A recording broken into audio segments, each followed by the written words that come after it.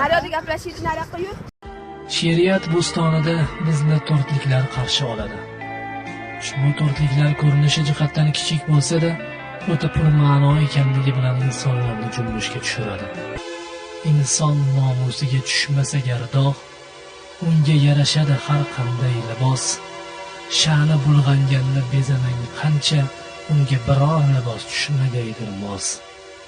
Ojiz bandalardan umidvor bo'lmang, so'rang saxovati cheklanmas zotdan.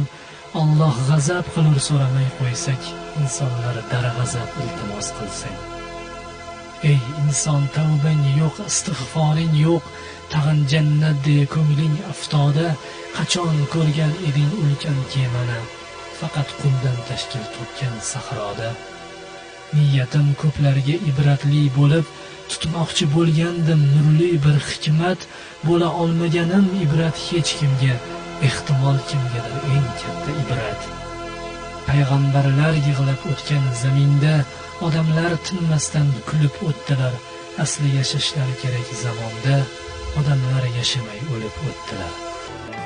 Haromdan to'pladi bor boyligini, haromga sarflashga aslo tonmadi. Qimmat haromlarni xarid qildi-yu, arzon halollarga